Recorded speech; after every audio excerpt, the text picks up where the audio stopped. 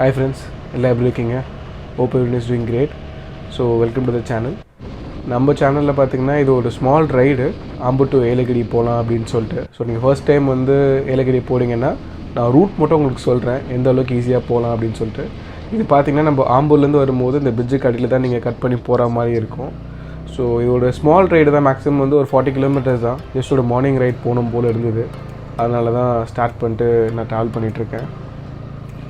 So நீங்கள் road பார்த்தீங்கன்னா வந்து இப்படி தான் இருக்கும், இப்படி தான் இருந்தது நான் போகும்போது. ஏதோ கன்ஸ்ட்ரக்ஷன் போயிட்டு இருந்தது.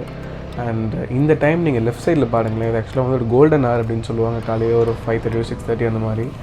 அந்த வியூவே வந்து பயங்கரமாக இருந்தது.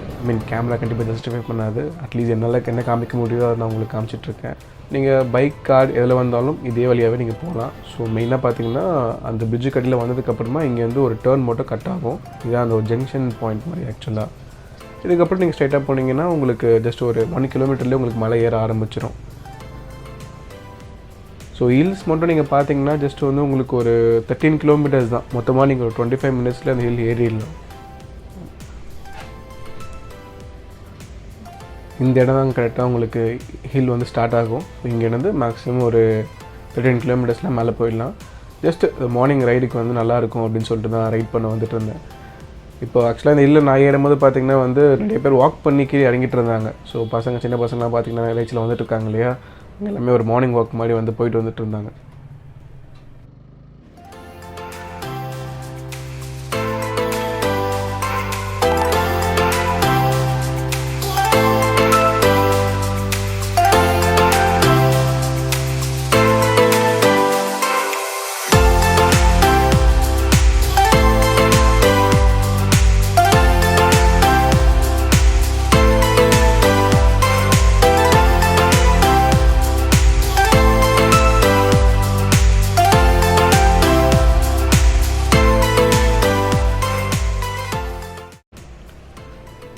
நீங்கள் தான் ஃபர்ஸ்ட் டைம் ஏலகிரி வரீங்கன்னா நோட்டீஸ் பண்ணிக்கோங்க, இதுதான் ஏலகிரியோட என்ட்ரன்ஸு. ஸோ ஒரு செக் போஸ்ட் மாதிரி இருந்துச்சு இல்லையா, அதுதான் என்ட்ரன்ஸ். அண்ட் இந்த ரோடு வழியாக ஸ்ட்ரைட்டாக போயிட்டு நீங்கள் லெஃப்ட் மாதிரி டேர்ன் ஆகும்.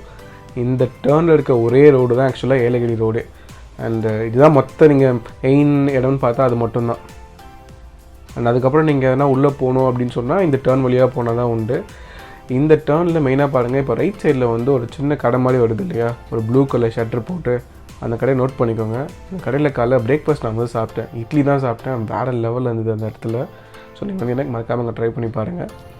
அதுக்கப்புறம் ஆக்சுவலாக அங்கே வந்து நான் விசாரிக்கும் போது பார்த்தீங்கன்னா வந்து ஏலகிரியில் பார்க்கறதுக்கு என்ன இடம் இருக்குதுன்னு கேட்கும் போது ஒரு கிளிஃப் பாயிண்ட் மாதிரி ஒன்று இருக்குதுன்னு சொன்னாங்க.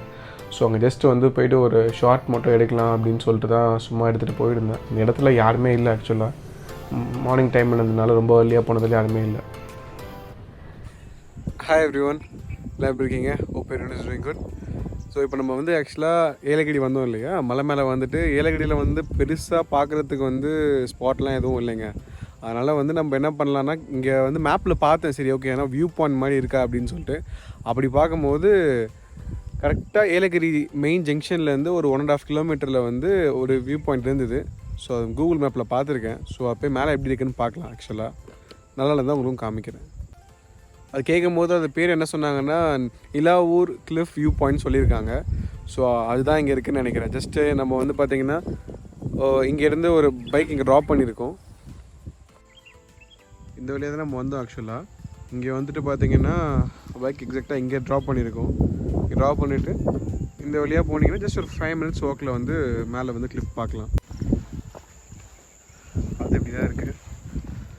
ஜஸ்ட் ஒரு ஹார்ட்லி 5 மினிட்ஸில் போயிடலாம் நினைக்கிறேன்.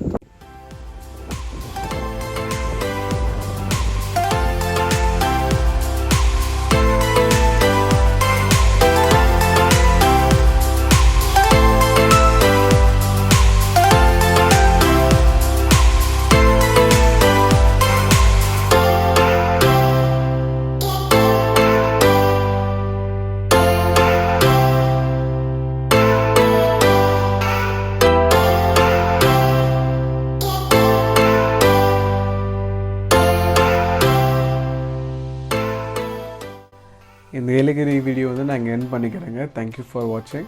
ஸோ இந்த வீடியோவில் பார்த்தீங்கன்னா நான் பெருசாக வந்து எக்ஸ்ப்ளோர் பண்ணலை, ஒரு சின்ன வீடியோ தான். எனக்கு அதுக்கு மேலே எக்ஸ்ப்ளோர் பண்ண டைம் இல்லை.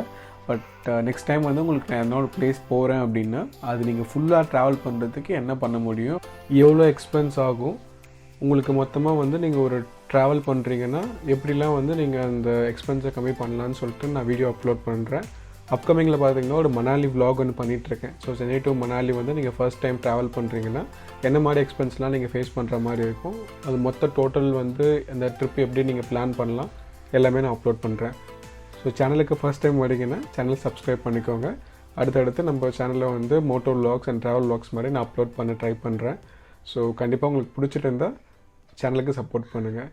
Thank you so much for the love and support. Take care every one.